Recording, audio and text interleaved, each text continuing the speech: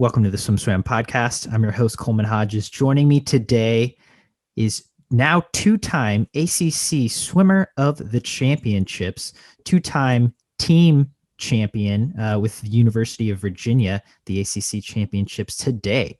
We're talking to Paige Madden. Paige, how's it going? Hi, thanks for having me. Happy to be here. Absolutely. Let's get right into it. Let's start with your performances at this year's ACC Championships. I mean, you swept your events. You won the 200, 500, 200 free, 500 free, 1650 free. How'd you feel about your individual performances? To be perfectly honest, I think I was probably a little disappointed just because I was more rested for this meet than midseason, and I was still right around my times from midseason. I think I was really happy with my mile just because I overcame a mental block that I had back in December with that race. And that was obviously the best time. So I was really happy with that. The overcoming a mental block that you had with that race, can you tell me a little bit more about that? You don't have to tell me that the 1650 is a challenging event mentally and physically, but for you specifically, what hurdle did you have to overcome? Yeah, I think it was just hard just because like last year, it was a new event for me. And with it being so fresh, it was kind of like this fun thing that I was like excited, and there really wasn't that much pressure associated with it. And then come December, it was kind of like, wow, like this is a real event for me. Like this is a real thing. Like I really want to do well. And I kind of pressed it too hard in the first half, and about halfway through the race, I was like, oh my gosh, like I still have so long to go. And like, started feeling really anxious and just a little bit overwhelmed. And so, like come ACC, like my biggest goal was just to not feel that way and not get overwhelmed and just really swim the best race that I could. And I think I did a good job of that. So I'm proud of myself for overcoming like that mentally. Can you tell me a little bit about how you did overcome that, from December to ACCs? What did you work on in practice and even maybe outside of practice to help you overcome that? Yeah, so I guess in practice, I actually don't really train for the mile. That was part of my deal. Like I'll swim it, but I won't train for it. I still train for the two back. But I did agree to do one challenge set during practice, and that was like 15 500s. So that was pretty tough. But I think the biggest thing was just like my self-talk during the race. And I was just like, okay, I'm just going to count my strokes every lap, just count my strokes. And then that won't leave room for any other intrusive thoughts. So I did that for about the first half. And then once I got halfway through, I was like, okay, like I got this, like I'm ready to go. And then I just like went from there. Self-talk during a race is something you don't hear a lot of swimmers talk about because a lot of swimmers are talking about hundreds, 200s, and they're like, I don't really remember much of my race. I was just kind of in the zone. But I think that's a great point you bring up because in the mile, it's not like you can be in the zone for 15 minutes or 16 minutes. I would assume maybe some people can. Is developing that self-talk something that took some time for you and something that has become a more mindful practice for you? Yeah, for sure. I mean, obviously up until last year, like the longest race I did was a 500, and that's still only 5 minutes. And then a mile is three times that. So it's definitely something that I've just had to experiment with. And I think honestly, the best thing like to do is just to be in that situation, be out of me in that race specifically, and practice that. So, like you said, you're still training for the 200 back, but can you tell me how the 1650 ended up in your race repertoire? I'm guessing it wasn't your idea, but I could be wrong. It actually was my idea. Just because like I had done so well in the 500 the year before and was like, had swam the 1,000 dual meets multiple times and was like, hey, like this is something that I could be good at. And at the time, we were like fully loaded with 2 backers. And I just like, it was a really, really strong event within the ACC and the NCAA. Like, when you have like Beta Nelson and like all the NC State girls, it's a tough event. And I just like saw an opportunity where like our team, like the only other miler we had was Maddie Donahoe, who's great, but like we had all these 2 backers, and I was like, I'll just try it out at midseason, like just for fun, like just see how it goes. And it was kind of like a challenge for me, and just like, but also like something fun and different to do. And so that's kind of how it came about. And then I did really well in it. And then come conference last year, I actually had an injury that prevented me from doing backstroke. So that kind of answered the question of, mile over 2 back. So. And the rest is history. And now you're top seed heading into NCAAs. Any comment there? Sorry. Yeah, I never would have thought that, especially like coming in as a freshman. Like, I never consider myself a miler. So it's pretty surprising to me, I think. Yeah, but surprising to everyone, especially considering you train for the tuner backstroke still. But can you tell me about that 15,500 set? Because that sounds pretty crazy. I can't remember what it was exactly. I just remember it being really hard because we had come off like 2 days in a row of doubles, and it was the middle of winter training, and we actually did it on a Sunday just because we had this cycle of like 3 days of doubles, 1 day off, 3 days of doubles, which I don't know if other people have talked to you about that, but yeah. And I was honestly I was surprised, mainly because I wasn't expecting for us to do challenge set or for me to be with that group. So I also had to overcome a mental block there, like not being fully mentally prepared for the practice. But I can't remember specifically what it was, but I think maybe they were on, like they started at like, we did like 5 at 5:30 and then like went down, like descending down to like 5:20 or something. But it was also like, as the interval got harder, like we had to go faster. And I think my coach, her main goal for me was just to like maintain my kick count and but also like descend and do all that stuff, but also stay calm, which was I think I did a good job of. So Maintaining kick count, not something I think about when I think distance training, but that's really interesting. What can you tell me a little bit more about that? What was your kick count during that set? Yeah, so I guess I'm probably different from the average distance swimmer just because like my underwaters are my strength. So during practice, I always try to like overdo the underwaters, or just like, do more than I typically would do in a race. Like in a mile, I probably only do like 2 or 3 kicks off of the wall. But during that set, I was really just trying to hit 6 kicks off the wall, just to give myself some confidence and make it a little bit more challenging. 6 kicks, 6 underwater dolphin kicks off every wall for 15,500s. Yes. That is epic. Thank you. Wow. Okay. That's super cool. And sorry, I'll stop gushing.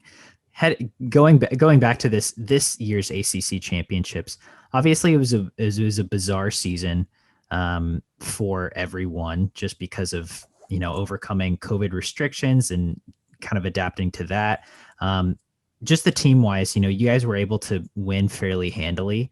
Did you feel like you were prepared in the same way coming into this conference championship as maybe last year's conference championship?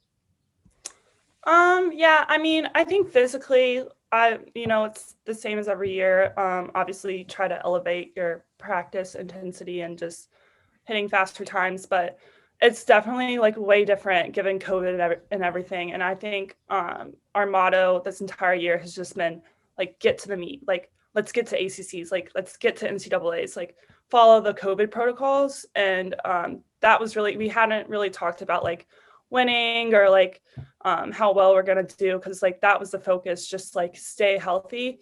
And luckily, like we all did a good job and we're still trying to do a good job of that going into NCAAs. So I think that kind of took some pressure off, honestly, just because it's like, you know, we knew that if we got there, we would swim fast. And I think like one of our biggest goals also was just to like try and outdo how we did last year. But that wasn't something that was talked about until like we actually got to the meet. And we felt like a couple points short of that. I think like 6 points or so. But like going into the meet, it was just like, we just want to get there. Like we just want to test negative and like stay healthy. So once we got there, like the mindset changed a little bit, but yeah, like it's so different than last year. And we just had to adapt. Having been to Virginia practices before and seeing the energy that you guys have naturally at practice, it's not hard for me to imagine that you guys were fairly rowdy at the meet itself. But I have to ask, not having fans, did that add a different dynamic to what the team felt like it needed to do to perform at its best? To be honest, I don't really think so, just because like you said, we are really rowdy and I think we actually get on people's nerves a lot. But it's fun for us. And it, you know, it was cool because we got to sit in the stands and like have a different perspective than we normally do. Obviously I like being on deck and like hugging my teammates like immediately after their races. But yeah, I thought it would affect us, but I don't think it did at all. That's a good point. If you have the team in the stands, I mean, it's kind of like you have fans, right? And just Yeah, it is. everybody else is cheering. You got your swimmers in the pool. Excuse me. I want to go back to something you said during training. You mentioned you guys at one point were doing three doubles on three days. Sorry, doubles 3 days in a row, 1 day off. Was that just for the winter training? Yeah, it's something that we've done every year. We actually did singles up until mid-season and that point. And then once we hit winter training, it's kind of like, okay, like 3 doubles in a row, like really hard practices, but like make them good. And then you have a day off to recover. And every year it's worked really well. And it's really nice to have like, you know, some weeks you have 2 days off within a week. And it's nice to just like relax and recover in that way. You said it worked well in previous years, and it seems like it worked well this year. But coming off of, like you said, singles, every single, you know, you didn't have any doubles leading into midseason, and then right after that, going into 3 days of doubles in a row. Was that a harder transition than before? I think so. Yeah, I think especially like injuries wise, like as soon as we started doing doubles, like things kind of flared up for a lot of people, which is pretty natural. That being said, I also wouldn't have it any other way because I think the singles really worked out for us.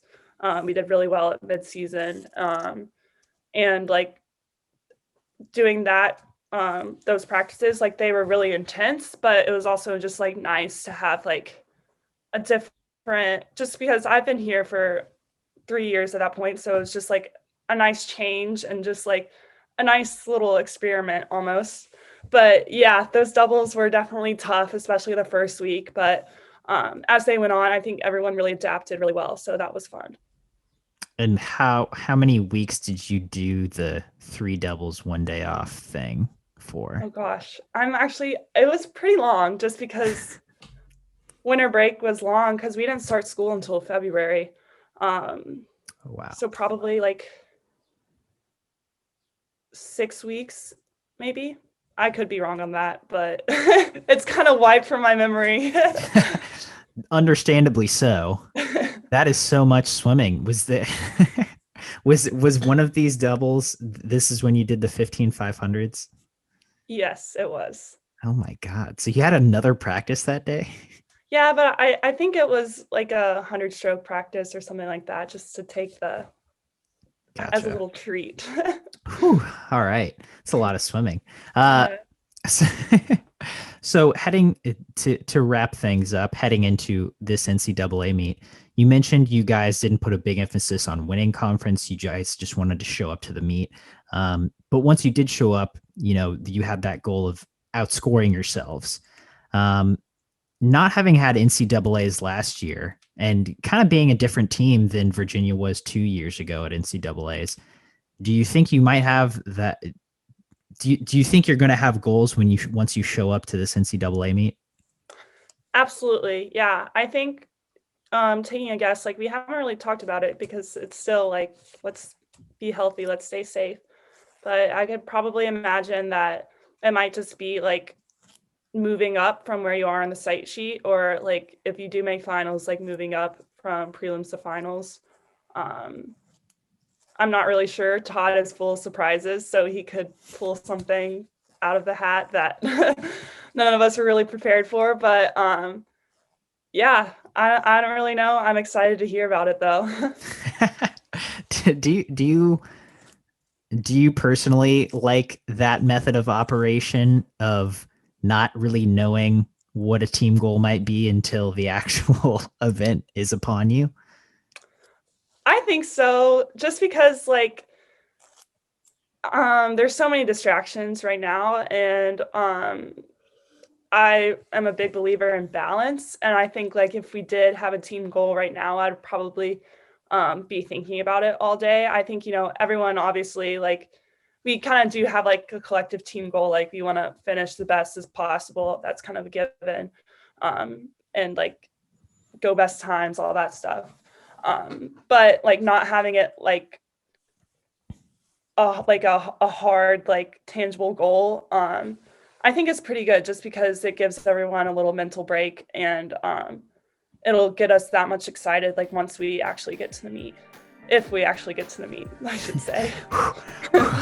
Yeah.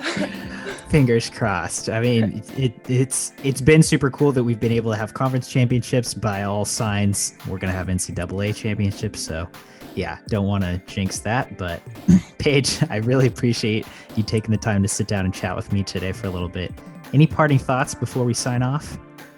All I gotta say is go Who's.